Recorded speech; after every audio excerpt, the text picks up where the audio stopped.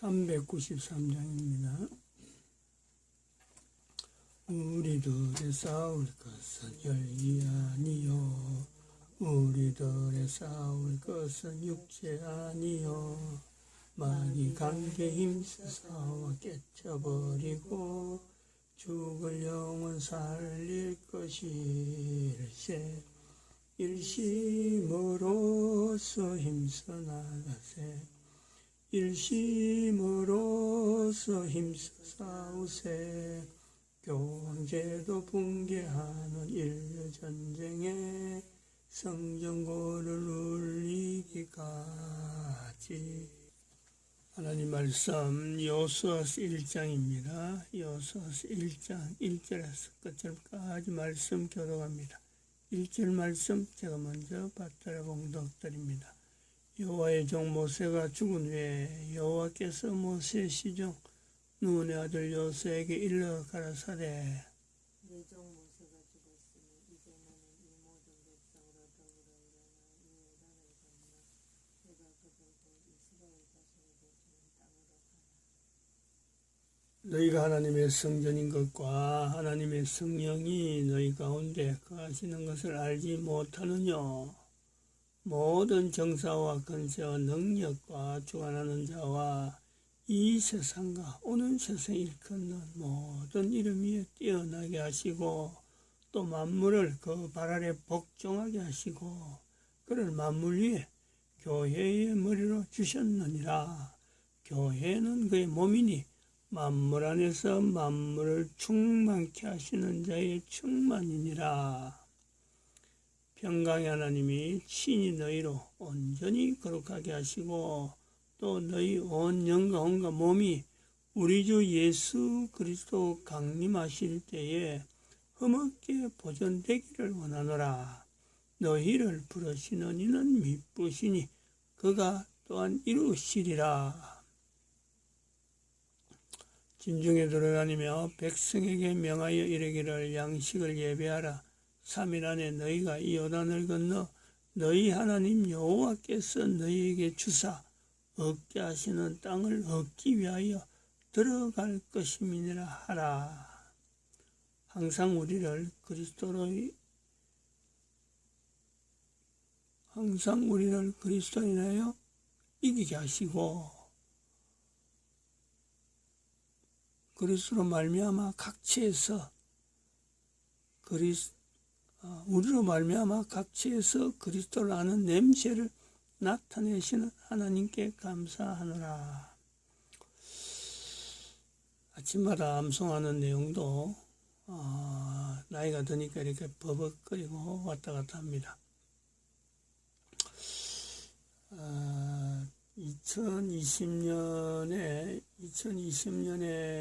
있었던 사건을 가지고 2021년도부터는 월별 주제로 나타내야 되겠다 해서 1월 달에 사춘기 교회 595로 나타냅니다.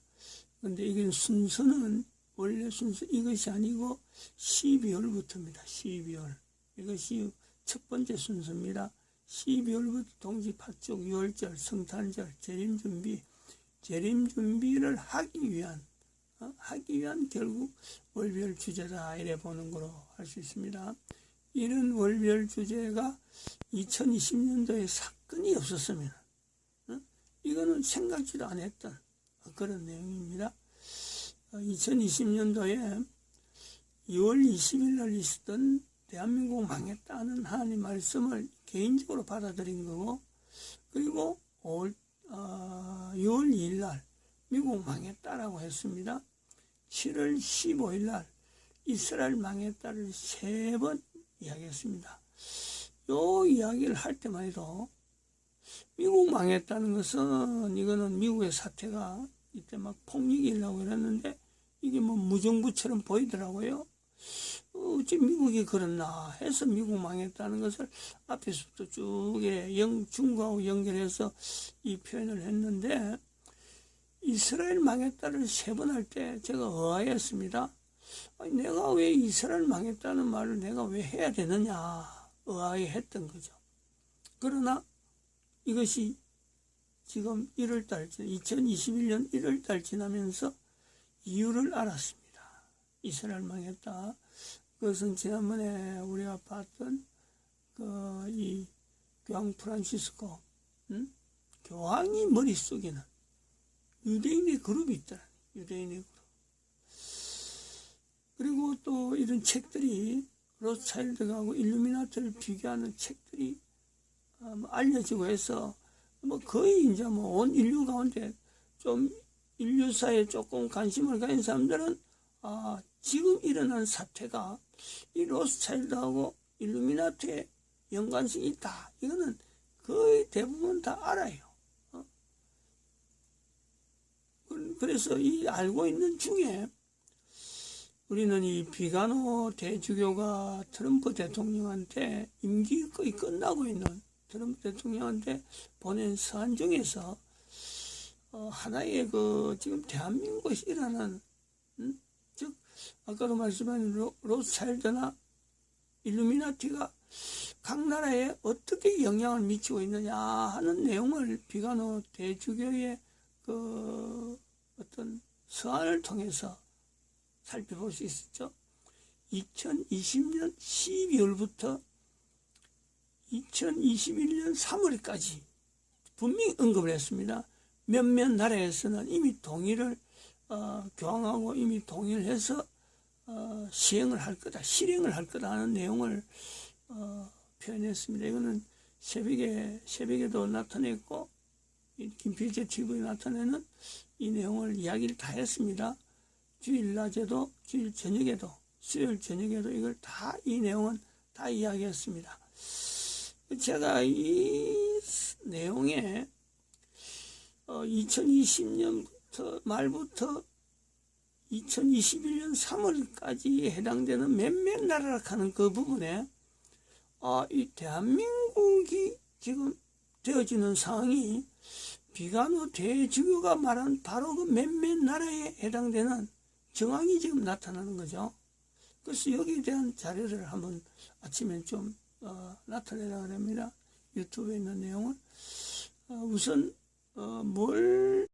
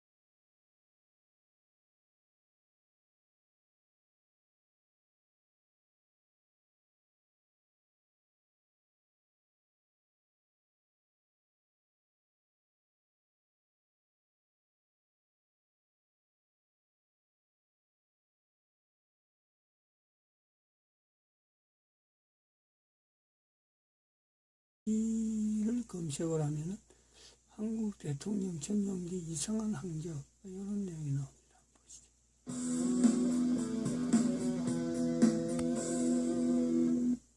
안녕하십니까. 신의균의 군사TV 디펜스 브리핑입니다. 오늘도 역시 군사 안보, 국방, 무기 관련 소식 중에 중요한 소식 간추려서 브리핑 해드리겠습니다. 첫 번째입니다. 얼마 전에 유조선을 개적으로 갔으면 좋겠다라는 생각을 해봅니다. 두 번째입니다. 대통령 전용기로 정부 최고위급 인사가 해외 방문 때 사용하는 공군 1호기의 이상 항적이 포착됐습니다. 우리 정부 최고위급 인사가 중국을 방문한 것으로 보입니다. 우리 공군이 대한항공에서 임차한 747 항공기로 현재 대통령 전용기로 사용되고 있는 기체 등록번호 10001 기체가 1월 19일 오후에 이상 항적을 보인 것이 포착됐습니다. 이 기체는 남해안에서 항공기 자기 위치 전송 장치인 ADS-B를 켰는데요. 19일 오후 2시 반경 경상남도 통영 인근 해상에서 모습을 드러낸 뒤에 그대로 서쪽 방향으로 비행하는 항적이 식별됐습니다. 39,000피트, 약 12km 고도를 비행하던 이 기체는 오후 3시경 전라남도 신안군 흑산면 가거도 인근 공역에서 ADS-B를 끈 뒤에 서쪽 공해상으로 사라졌습니다. 이 기체의 진행 방향을 고려할 때 가상의 선을 직선으로 그으면 중국 중남부 지역 장수성이 나오는데요. 해당 항공기가 20일 수도권 상공에서 식별된 점을 미뤄보아 이 기체는 19일 오후 고위급 인사를 태우고 중국을 방문했다가 20일 오전 성남 비행장에 내려주고 김해기지로 다시 이동한 것으로 보입니다. 이 기간 중에 우리 정부 고위급 인사의 중국 방문은 보도된 바 없는데요. 코드 1을 타고 중국을 몰래 다녀올 정도의 최고위급 인사가 누군지, 대체 무슨 목적으로 이렇게 비밀리에 다녀왔는지 관심이 쏠리고 있습니다. 공군 1호기 에어포스 1이죠. 그런데 우리 대통령만 타는 게 아니고 최고위급 인사, 대통령이 영부인에게도 빌려줬고 총리에게도 빌려줬었죠. 그런데 이 비행기가 19일 오후 2시 반경에 김해 기지를 이륙해서 경남 통영에서 ADS-B를 켰어요. 그리고 계속 서쪽으로 진행해서 서해바다 쪽으로 나갑니다. 흑산도 지나서 가거도 그 앞에서 껐어요. ADS-B를. 그리고는 이제 어딘가로 갔는데 이 상황을 봤을 때 중국으로 간 게 아니냐라고 판단하는 겁니다. 만약에 중국으로 안 갔으면 우리 영공에서 있어야죠. 왜 영공이 아닌 곳으로 나갔겠습니까? 그런데 이 비행기가 다시 20일 성남공항에 내렸습니다. 서울공항이죠. 바로 VIP가 왔다 갔다 하는 바로 그 서울공항이죠. 거기에 착륙했다가 다시 이제 김해로 왔는데, 이 공군 1호기의 작전기지는 성남공항입니다. 서울공항이죠. 그런데 왜 김해로 왔냐? 이제 김해에 대한항공의 그 수리센터가 있죠. 그래서 한번 작전했으니까 다시 수리받으러, 정비받으러 김해로 왔다가 다시 스케줄이 있을 때 성남으로 가겠죠. 아무튼 이런 이상한 항적을 보였는데 장수성, 그러니까 강소성이라고 하는 그 한자를 중국어로 장수성이라고 하죠. 그 장수성으로 갔을까? 아니면 그 위에 있는 산둥성으로 갔을까? 아니면 다시 꺾어서 베이징으로 갔을까? 운동할 때 대박. 맞습니다. 아니면 그냥 공해상으로 갔다가 다시 그냥 서울로 돌아왔는지도 알 수 없어요. 그러나 어쨌든 이 항적으로 봤을 때 저는 중국으로 1박 2일의 짧은 일정을 갔다 오지 않았을까라는 생각이 들었습니다. 자, 그러면 이 시기에 미국 대통령이 이취임을 하는 이 시기에 긴급하게 중국의 비밀리에 그것도 이 에어포스 1을 탈 수 있는 정말로 최고위급 인사가 왜 갔다 왔을까? 라는 그런 의문이 들죠. 자, 그러면 이 에어포스 1을 한 명만 탔을까요? 한 명만 탈 정도면 이 큰 덩치가 필요 없겠죠. 여러 명이 타고 왜 갔다 왔을까? 라는 의문이 듭니다. 갔다 왔다면. 그래서 아무튼 추측일 뿐입니다. 흑산도 지나서 가거도 지나서 ADS-B를 껐으니까 중국으로 갔겠다라는 생각을 하고 그 다음날 서울공항 성남기지에 나타났으니까 1박 2일 갔다 왔겠다라는 생각을 하는 거예요. 무슨 일을 하러 갔다 왔을까요? 보도는 나온 게 없는데 아무튼 궁금하기만 합니다. 마치겠습니다. 감사합니다. 지금 대한민국의 상황이 지금 비간호 주교가 이야기하던 그 국민들 이 코로나를 인해서 쪼아가지고 국민들 하여금 무능하게 만들고 경제 폭락시키고 하는 이런 내용들의 서한 내용이 있었단 말이죠. 그것이 몇몇 나라에 실행이 될 것이다. 지금 현재 실행되고 있는 상황. 대한민국에 있어서 이런 실행되는 게 그냥 그 문재인의 어떤 그 정책 주도, 문재인이 뭔가 이 국가와 더불어서 집행해야 될 여러 가지 내용을 자기가 한번 시도해보는, 대통령으로서 한번 시도해보는 그런 거는 이제 전혀 아니라는 거죠. 전혀 아니다. 지금 정부에서 국민에게 주는 돈 엄청나게 주고 있습니다. 3차가 구조가 그렇고 또 4차 또 준다 그러죠. 7조. 이런 돈이 도대체 어디서 나오느냐? 돈의 출처, 이런 전략, 이런 정치를 어디서 근거로 해서 문재인이가 할 수 있느냐? 왜 대한민국 이런 조직들은 아무 말 못하고 있느냐?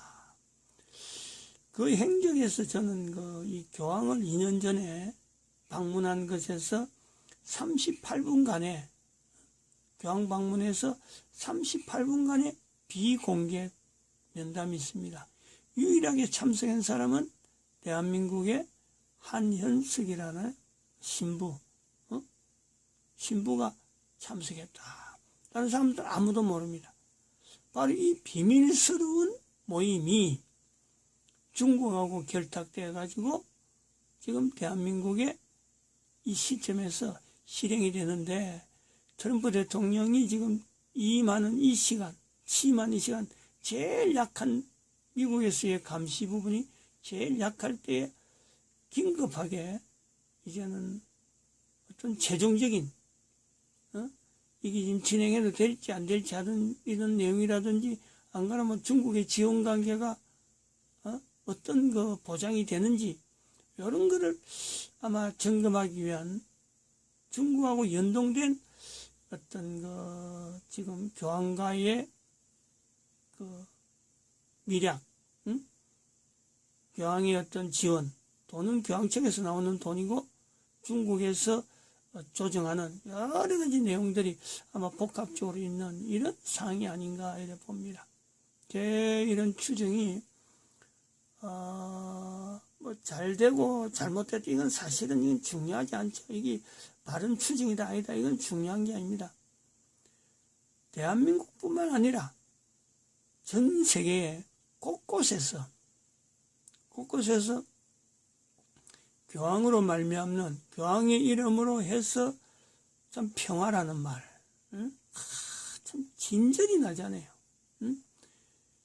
문재인 대통령이 2020년이 되기 전만 해도, 2021년이 되기 전만 해도 문재인이라는 대통령 이름만 들어도 아주 진절이 납니다. 사실 그렇죠, 지금. 대통령의 자리에 있으면서 국가를 위해서 하는 일은 아무것도 없고 지 마음대로 날뛰는 완전히 망나니 같은 그런 짓을 하고 있는 그 대통령이라고 불려야 되는 이 입장 진절이 납니다. 그런데 교황이 하는 말만 말끝마다 평화를 내요. 평화, 세계 평화. 근데 이 사람은 왜 비관하고 주교는 왜 그러면 트럼프한테 대통령 보면서 교황을 중심에서 일어나는 이런 딥스테이트에서 일어나는 이런 내용을 왜 알려야 됐을까? 교황이 과연 평화를 했으면 왜 프란시스코 교황을 탄핵해야 된다고 자기가 주장했는가? 그런 사람이 왜 딥스테이트에 대한 내용을 트럼프 대통령에게 서한을 보내면서까지 하게 됐을까? 이걸요, 우리가 상기하지 않으면 안 돼요. 대한민국뿐만 아니라, 전 세계가 바로 이런 물결 속에, 이런 그 조직 구조 속에요, 지금 지나고 있어요.